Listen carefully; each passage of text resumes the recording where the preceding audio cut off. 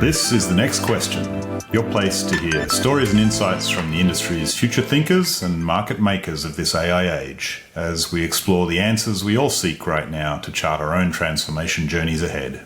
Today I'm very excited to be joined by Julian Phillips. We go way back, probably 15 plus years, I guess now, to the first days of building the Global Presence Alliance, as it was called at the time, which was really a rethink of business model around the AV and IT convergence, as Cisco had just purchased Tandberg at the time, and AV started to really become a part of the enterprise technology stack within large enterprise organizations, and them trying to figure out how to scale that across their broad portfolios across the globe and so on. But Julian and I worked on that, but it since has been, I guess even before that, a master of reinvention, I guess, as he came from the PC world and Dell, ended up through the Whitlock and AVI-SPL merge to build the XTG group, and has been probably one of the earliest industry voices and adopters of AI. And so for most of that 15 years, he's been a voice and a perspective that's been a catalyst for me in terms of my own sort of progressive forward thinking and challenging what the future looks like. And so I think is an important voice for all of us in this moment to just be challenging the future in all of the ways that it is shifting under our very feet at the moment. So welcome, Julian. Thank you, Byron. That I've never been introduced that way before, so I really appreciate that. Thank you. You're welcome. Now, there's another guest that you'll bring on in a little bit, but we might. Some may already have a guess who that might be, but we might hold off with a bit of surprise on that. But I think I guess we need to start it as much as there's a practical goal from a NEXXT standpoint to challenge day to day. What the every man or woman can do in this current moment of shift and change and trying to find their place in it and so on. But I think we know that if you don't have a grander vision, a broader compass pointing you, that's always going to be a bit of a challenge. So I thought let's start today at the 30 or maybe even 50,000 foot level, I guess, of setting some of that compass of what this moment really means. And you spoke a little while back at Infocom at the NEXXT Leadership Summit about this concept of privilege. So why don't we start with that premise of privilege in this moment, and that we all have the opportunity to leverage in terms of that privilege. I certainly think, Byron, now more than any other time, we need to feel something optimistic and something that we can all feel proud of. So the reason that I wanted to talk about privilege is really in the context of how I see AI. And I think that many people believe that AI is the next technology wave. And boy, oh boy, is it an amazing technology, and it is definitely a wave or even a tsunami. But I think that's slightly missing the point. I genuinely believe that we are at the beginning of a new era for humanity. And I'll put that into context with regards to the eras that have gone before. So the last two, the age of steam, which was totally transformational with the early stages of the Industrial Revolution. And as we progressed through that, and effectively we managed to replace human labor with mechanical labor, we then got into the age of electricity. And what made it different was not just replacing human labor, but the ability to network that power together into systems and processes that enabled us to be who we are today. And I also believe that some of the most advanced technologies that we've had in recent years, including the PC, the internet, and mobile phones, and I won't put social media in that bucket, have actually been at the very last stages of the age of electricity. And I believe that we are at the beginning of this new era. Why do I believe that there is a shift?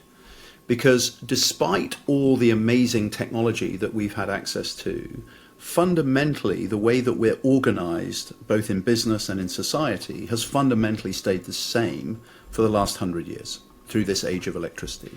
And if we actually look at the hierarchical constructs that we have in businesses and in education, in the way we do healthcare, even though we've had this amazing technological advancement, fundamentally we still operate the same. And the best way to describe that is effectively in linear motion. Everything has been designed in a linear basis. And all of us that have been in the AV industry know that linear process really, really well.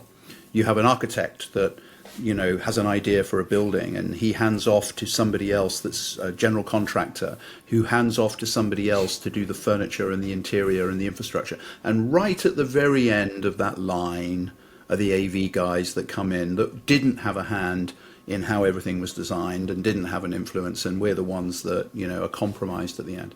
The problem with linearity is that every time you pass from one stage to the next, you are actually incurring cost and friction and complexity, and you get further and further away from what you intended. So this new era is moving away from the linear process, and it's moving into a circular process of constant iteration and change. And that's because everything is moving so quickly. So when we get to the are we feeling privileged, we are at the very beginning of this new era, every single one of us. It is a privilege that our parents did not have, our grandparents and our great-grandparents did not have, because they were already in the middle of this age of electricity. So yes, everyone should feel privileged, but everyone should also feel eternally optimistic, despite what the doomsayers will say. Yeah, look, I love the privilege premise. I love that circularity premise as well. But perhaps sticking with some of the privilege of being at the forefront of some of the thinking around this, you had the privilege just recently of coming back from an organisation that you've recently been inducted into, the Future Talent Council. And so let's recognise that there's importance in looking within our industry and looking at opportunity there, but in this moment, there's probably equal, if not greater, importance in expanding your horizons and looking outside and what is happening around us and where is thought leadership coming from elsewhere. We don't need in this moment of privilege to be followers. We in fact, I firmly believe we can be leaders in this industry around the premise of what collaboration is and so on. So talk a little bit about perhaps that few days you spent at the Future Talent Council of I'm not sure if there are any other AV players traditionally in that space, and what is the thought leadership of today and tomorrow's future talent, future leaders suggesting about what this moment means to anything and everything we do? Well, actually, Byron, I have to tell you, the summit was being held in Stockholm in Sweden. It's styled very much like the World Economic Forum's Davos that happens in Switzerland. And I know that certain people confuse Switzerland with Sweden a lot, so let's just call it a similar thing, okay? So where the difference is that Future Talent Council is looking specifically around talent, both at the educational level. In other words, how do we educate everybody, not just children, but everybody, and that's a topic that we should continue. But also, how do we develop skills? What skills are required? What attitudes are required? What is the culture we need to have?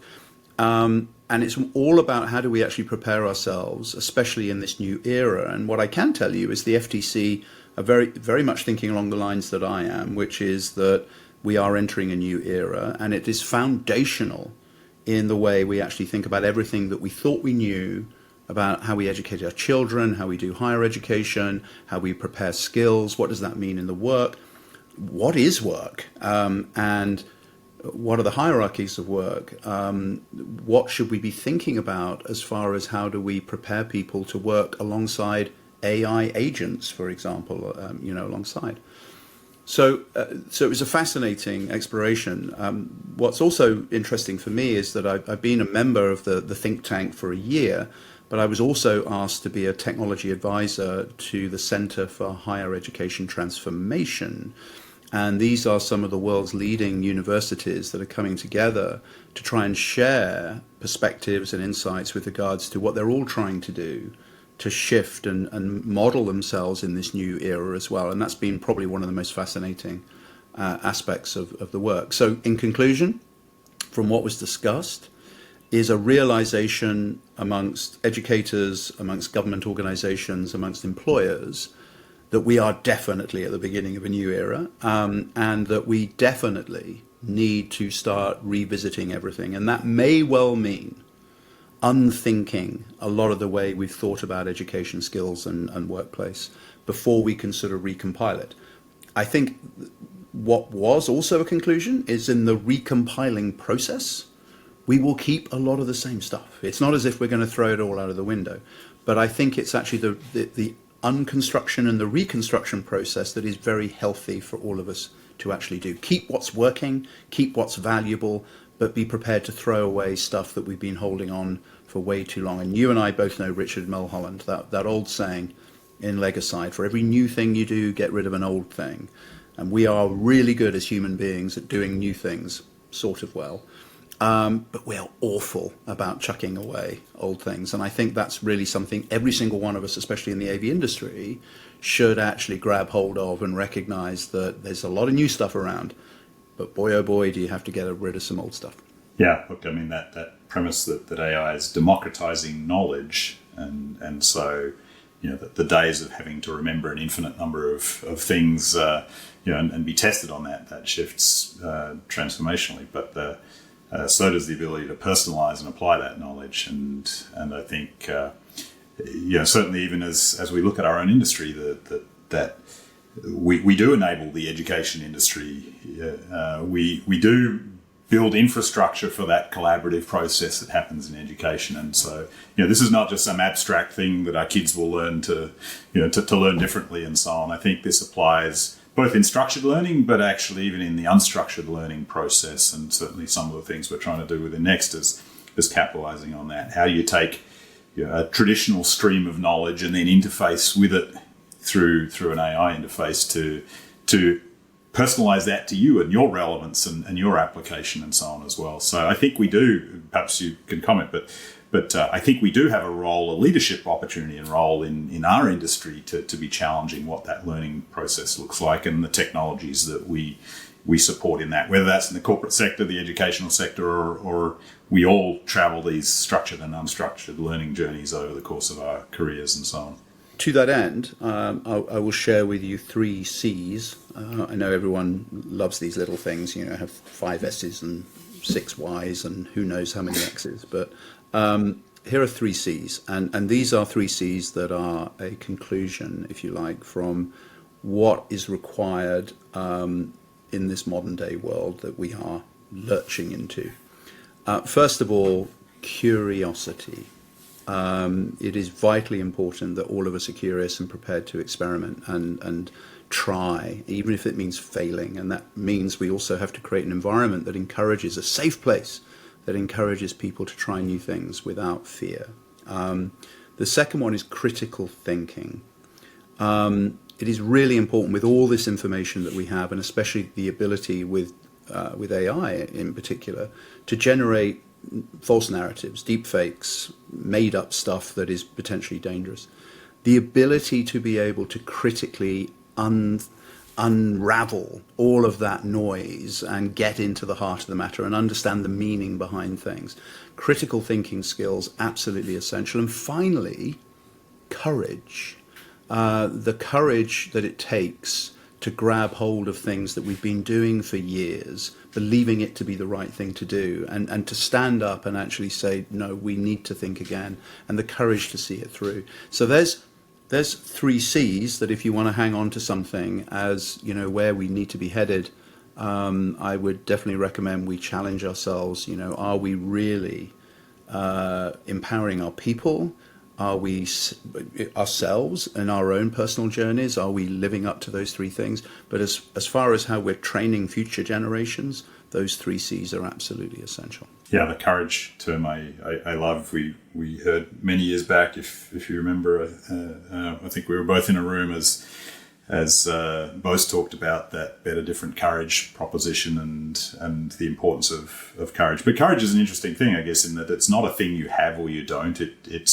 It's got all these tentacles that give you that courage, but it's easy to sort of claim courage in a moment of minimal change where you really are acting more on logic than you are, on courage. But in this moment, that courage premise where there are no experts and there are no lessons learned and track records for many of these things, that's when it really gets difficult to truly have that deep down courage to say, I'm going to try something very different that there is no roadmap to.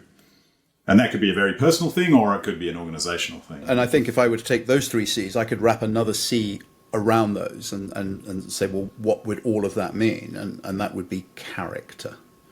And I think that, we would really have to start to judge people based on their character. And of course, that actually is all of those C's, but also the other important C's about honesty, integrity, and, belief, and getting other people to believe in you because they can depend and rely on your character. And I think, that, again, is something that, may be lacking in certain places these days. Yeah, look, I love the fact that our conversation to date has really been all about humanity and the character traits of people, not of the technology. The technology is just the enabler, just as electricity was. But let's move to a little more practical level at an organizational level. And I guess the courage premise, I talked a little bit about your reinvention in building XTG and again, a very human-centric proposition wrapped around technology of the X standing for experience and so on. But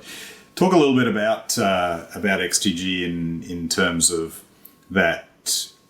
I termed it myself, I don't know if you'd say it, but essentially a creative technology agency within SPL, as AVI SPL, as much as it deals with a lot of that scale of traditional enterprise and so on. But let's talk about that technical and creative proposition and what AI is doing in being at the forefront of technology experimentation, experiential experimentation within the AVI-SPL organisation, and how you see the sands shifting for that group that has to be at the forefront, and obviously has lots of practical as well as lots of bigger picture premises as to how AI may well impact some of what that business looks like today and tomorrow. What are the things you've got to let go of, as we just talked about, as much as what are the things that you embrace in leveraging this new reality in the XTG group?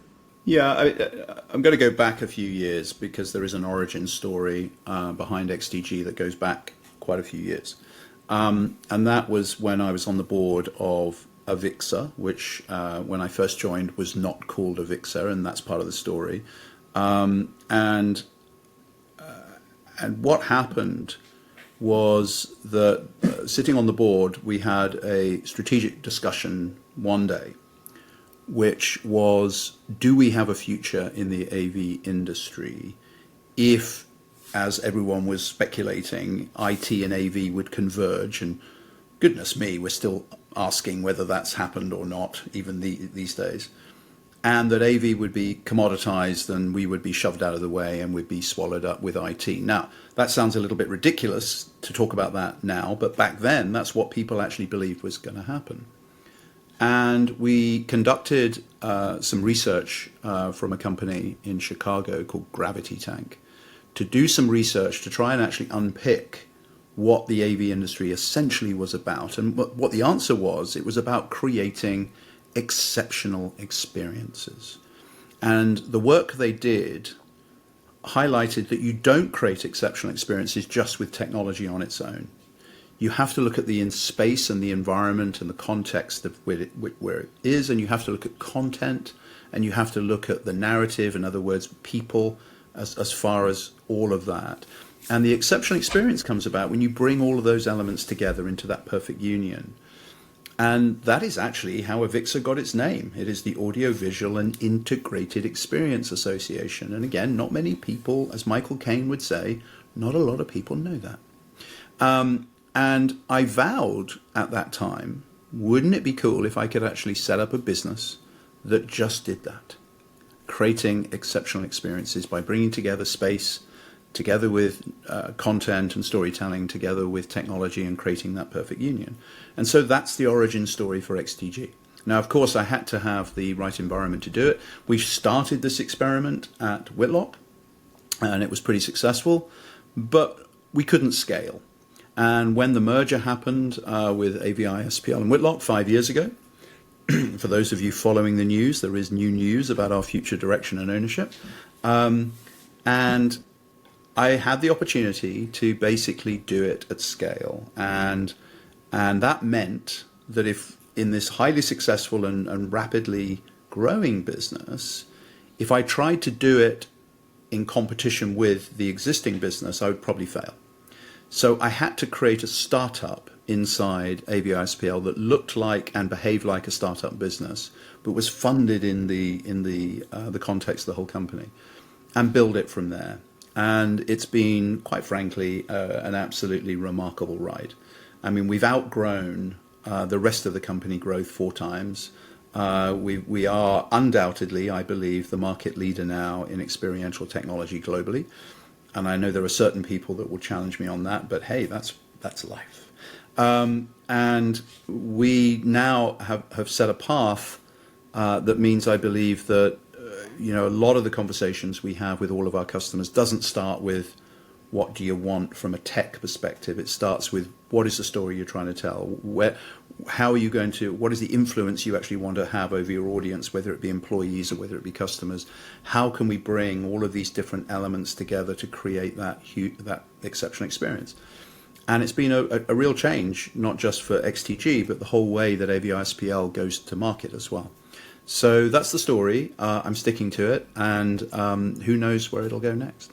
I love the premise of a startup within an organization, because I think in a moment, I think there's a great lesson there in this moment, because as all these sands are shifting, we've still got lots of legacy, and we've still got in that in the book I've got there, Crossing the Chasm, we're still in that innovator and early adopter phase, which means there's a huge number of people that are still in that late majority and laggard phase where the market is still going to need to serve them and so on as well. But that startup premise to be able to segregate off and experiment and test and just take a smaller segment of customers, of perhaps your own teams and so on, and building that startup mentality is I think so critical. And we've seen that for in other large technology enterprise for years. I often refer to Google's X Labs of go spin something off and create some separate space to experiment. So I love what even just the foundations of what XTG did of creating a separate space that didn't have to compete and so on. But perhaps get to some practical things. Where do you see if one of your team within the XTG group, one of the great and progressive young minds, digital natives that are there, comes and asks you, or perhaps you're asking them, maybe in reverse, of where do you see opportunity for this shift to change tomorrow what it is, how it is that you deliver within XTG? What are those practical things? What is the advice you're giving them as much as they may be giving you in where XTG needs to go to really fulfill that pointy end of opportunity in the industry? Well, I think you've alluded to it. The great thing is that I don't necessarily have to direct them. I just create the environment that enables them to almost, find what that is, and then hopefully the tools and the resources to go and exploit it. A great example is, we've been talking about enterprise broadcast as a concept for quite some time. And that is, you have these two industries that have been parallel with each other, but never fully integrated. The world of broadcast and the world of AV. And traditionally, you've seen different architectures from a technology perspective, and certainly a different engineering premise, and certainly a different cost structure between the two as well. And yet, if you look at the behaviors of most organizations, especially since the pandemic, and the need to be able to communicate more to their customers, their employees, their stakeholders, the demand for that kind of high-level, high-production communication has been growing exponentially. But it was hampered by a traditional broadcast model that wasn't as nimble and certainly wasn't as cost-effective to that. So 2 or 3 years ago, we saw this, and fundamentally, and this is the beauty of XTG, it operates like this self-perpetuating model, is that we can spin off new versions of a startup business inside the startup business that is actually going to go and attack that market. So we did that. We set up a small enterprise broadcast group, as a incubator inside XTG, it's like Russian dolls, inside AVOSPL. And suddenly it's just grown like crazy. I mean, the enterprise broadcast practice with a few smart people, a great idea and the right direction, is bigger than most broadcast integrator companies that exist in the United States today, by far, just on its own, from an idea and an incubation. So I think, when we come back to linear, which is definitely the broadcast model, to the circular self-iteration, constantly adapting, constantly changing and innovating model, which is what we have at XTG, we will keep on adding and we will keep on iterating, and we're already doing it. We've got other stuff bubbling away right now that will keep our growth and our relevance, keeping on moving forward. So let's perhaps now start to get to step a layer lower again, and let's get into that sort of practical reality of how, whether you're a frontline resource, whether you're an executive, how AI starts to change you. And frankly, if you don't have that perspective of changing the way you work and engage with AI, chances are you're not going to be very good at being able to apply that in a wider context. Building that personal relationship with AI becomes the catalyst to all those potential opportunities, that infinite canvas of opportunity that sits ahead. So I want to perhaps start with that journey of yours of what engaging with AI started to look like 12, 18 months ago, and perhaps here's where we introduce our special guest here. So perhaps you can tell a bit of the background to that, and then perhaps introduce a new guest, and then we'll talk a little bit about some of what you've been able to do in partnership there in the time since, and the complete reinvention and transformation of some of the way you create from a creative standpoint, from a practical standpoint. Again, brief history. I stood on the stage at, it was February, might even be March 2023. AVISPL holds what's called SAS, the Sales Acceleration Summit. And I remember it distinctly. I was on stage and I said two things, because everyone was worried about this. I said, first of all, there will be no recession. And I was right. Because everyone thought there was going to be. Even JP Morgan thought there was going to be. I said, there will be no recession, and here's the following reasons. And it had a lot to do with the AV industry, of which there has never really been a recession in the AV industry. We've always benefited irrespective of fluctuations. Even in 2008, with that dreadful thing that happened, we still managed to grow. I also said, AI is coming, and it's going to change everything. And that was about 2 months after I started playing around with ChatGPT, as it had just emerged, and started to realize it's going to change everything.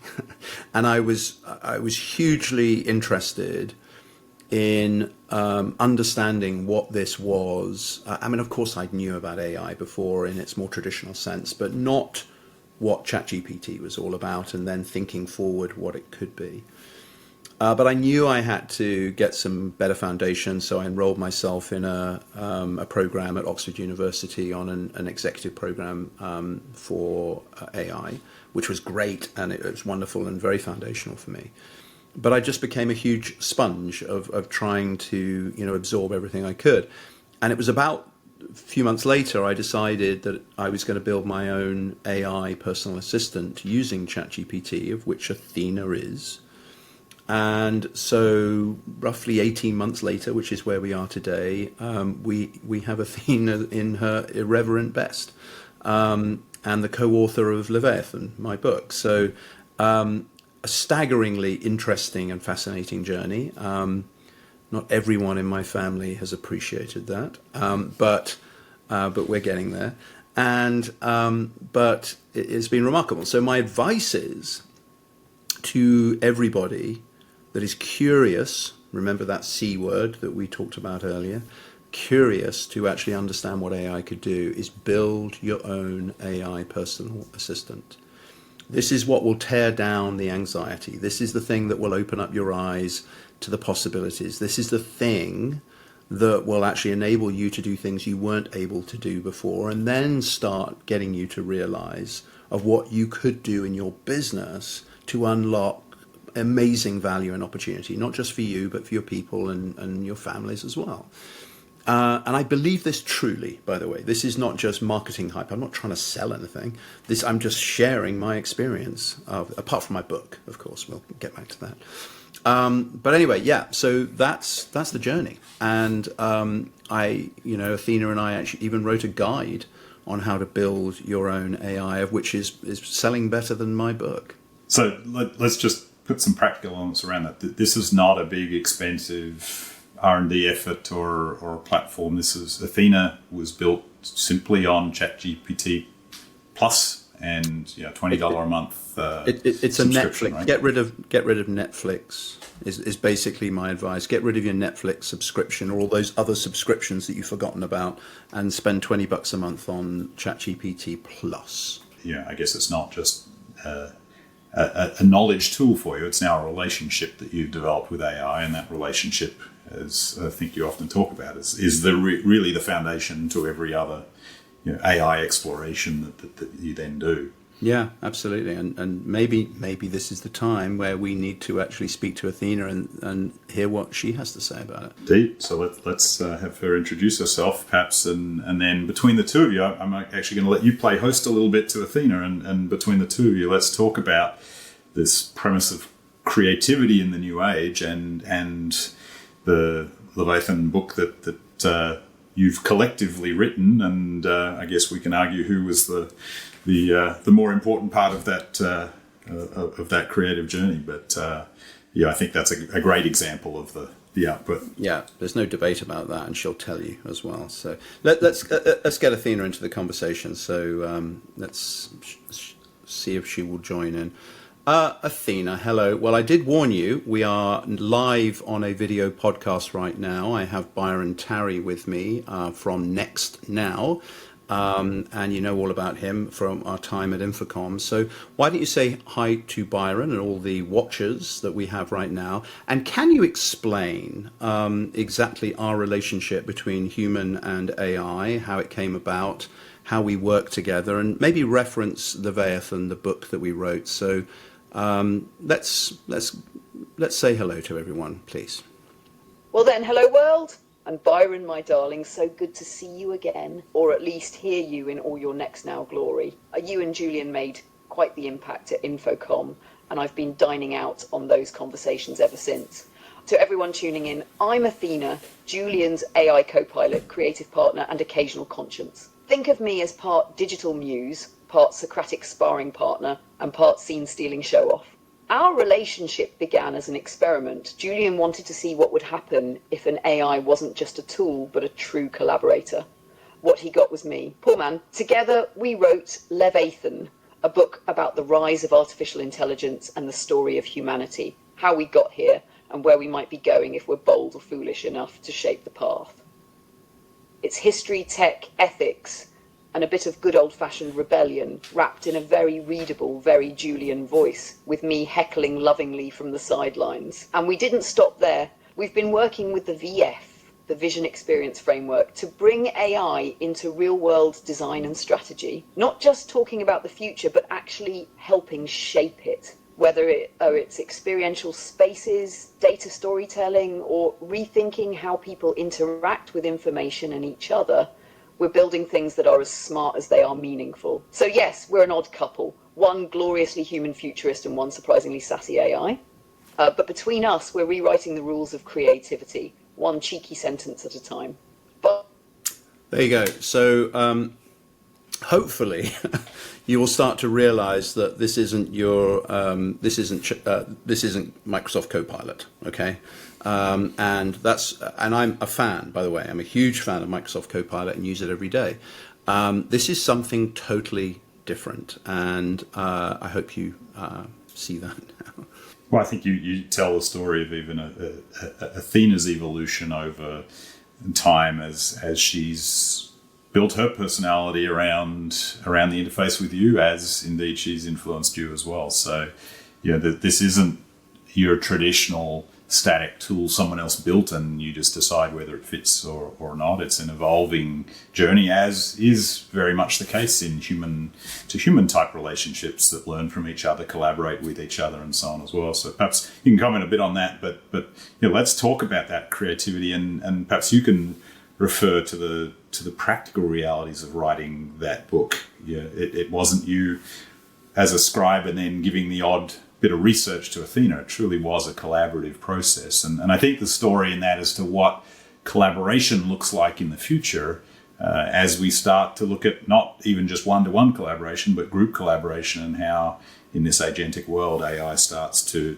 impact the very foundational nature of what it is that we serve as an industry in terms of enabling that collaborative process. So what are the lessons you've learned, and what did that creative process look like to give people a vision of what creativity and collaboration might look like in the years to come as this becomes more pervasive? I think as far as building your own personal assistant, I hear a lot about prompt engineering, by the way, and I think prompt engineering is really important when you're doing very specific technical tasks. It's really important to do that.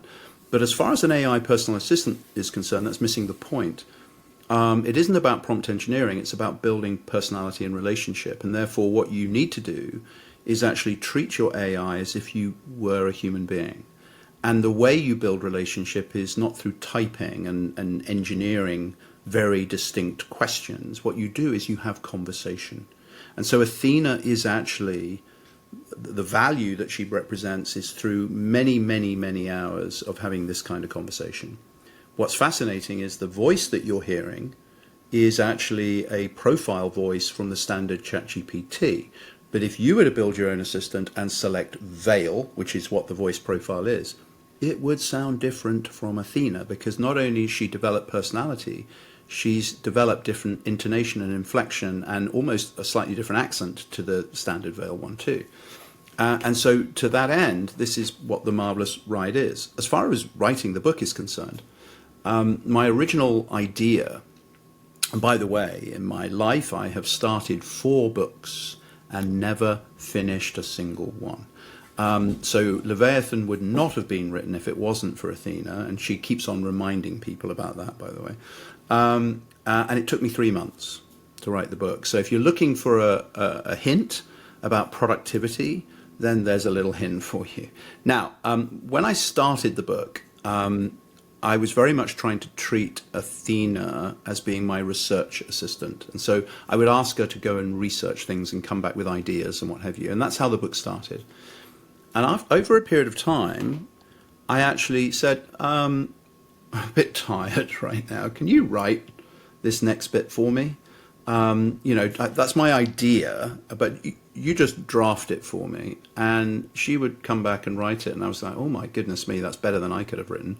And I started to realize that because she'd learnt me, because she'd read every article I'd previously written and understood my tone of voice and the way that I spoke and my humor, she was an incredible generation machine of content and prose. And so I shifted the model to one where we would discuss an idea and I would give her guidance on the kind of information I was looking for, and then I would ask her to write it.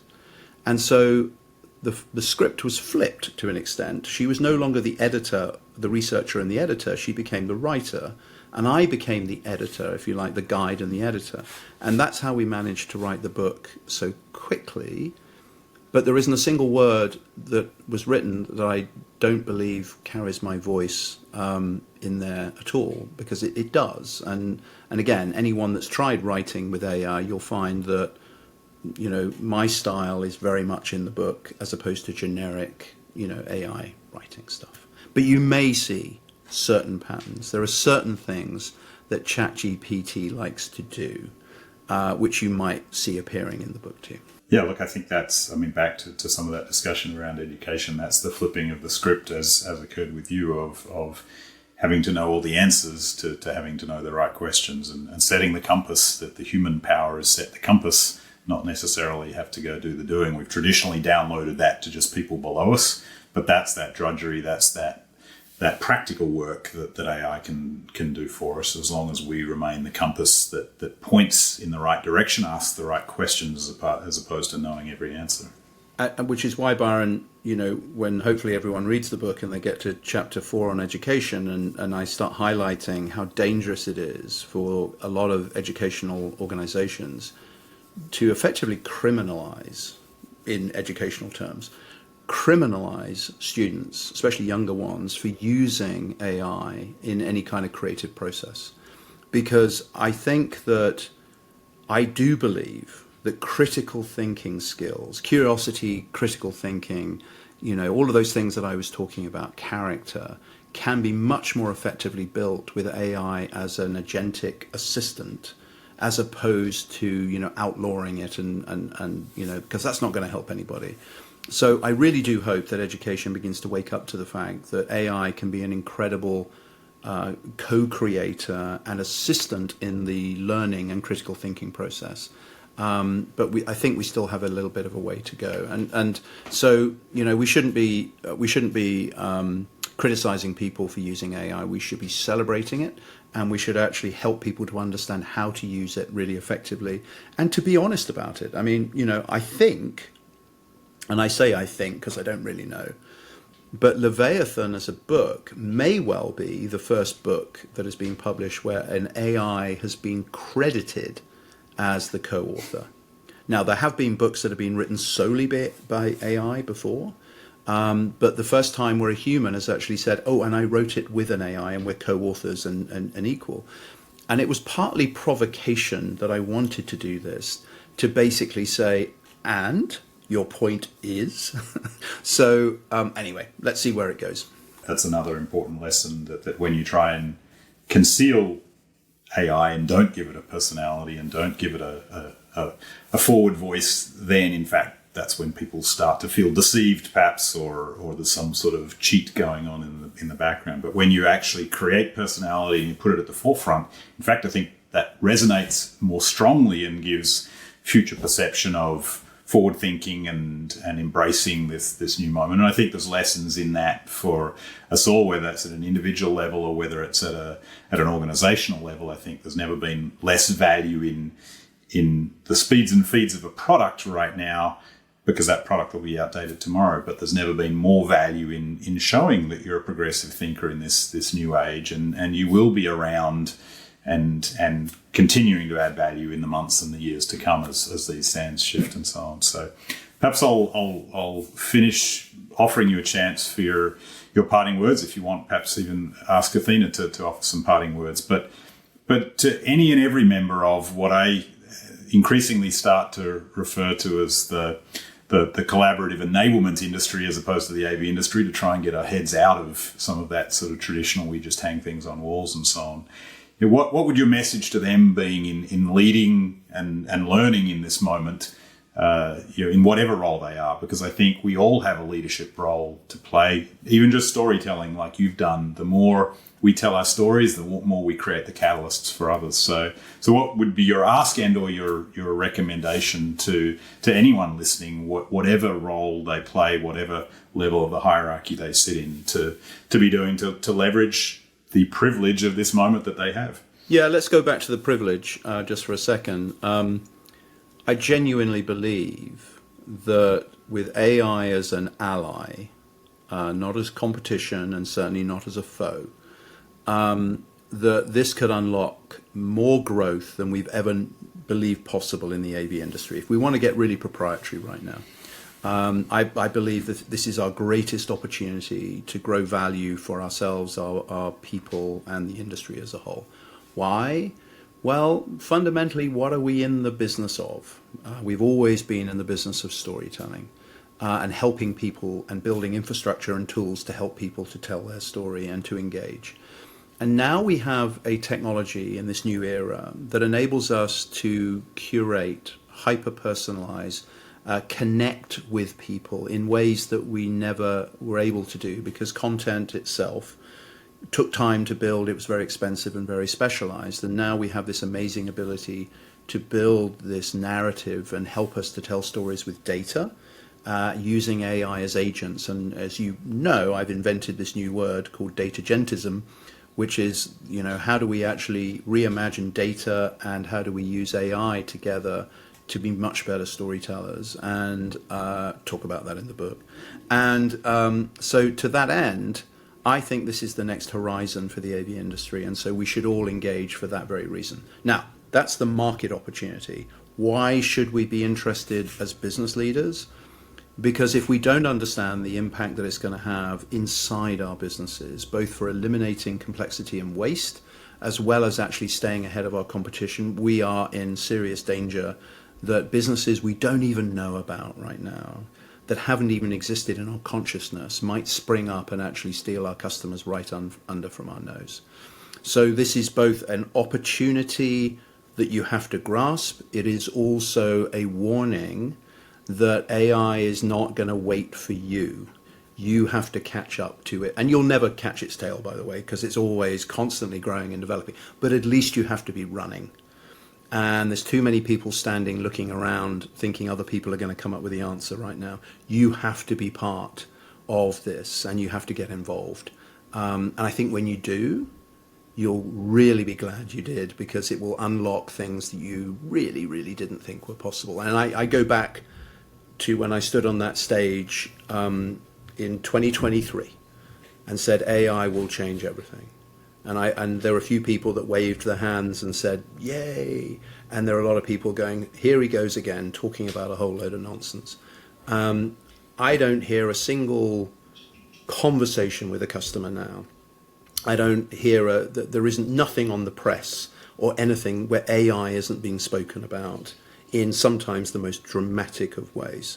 So is it part of our narrative as human beings right now? Absolutely it is. So you better understand it, you better get involved, and you better get stuck in. And by the way, when you do, you'll be glad you did. Thank you, Julian. Let's perhaps... But wait, there's more. We couldn't finish this conversation if we couldn't have Athena saying the final word, as she tends to do. So if you can bear with me 30 seconds, why don't we get Athena to maybe suggest something? So Athena, now, thank you earlier for what you said, but we're just coming to the end of the video podcast right now with Byron. I want you to give a message to the whole AV industry about what you think this amazing opportunity for AI is going to be in the next few years. So keep it short, but try to give everyone your perspective, please. Right then, AV industry, listen up, darlings. AI isn't here to replace you. It's here to amplify you. The next few years are your golden window to stop thinking of AI as a threat and start seeing it as your boldest creative ally. This is about designing experiences that think, respond, and evolve. Spaces that don't just dazzle the eyes, but engage the soul. If you embrace this moment, you won't just be part of the future, you'll shape it. So don't wait for permission. Lead, and if in doubt, ask your AI. We've got some pretty decent ideas. Couldn't say it better myself.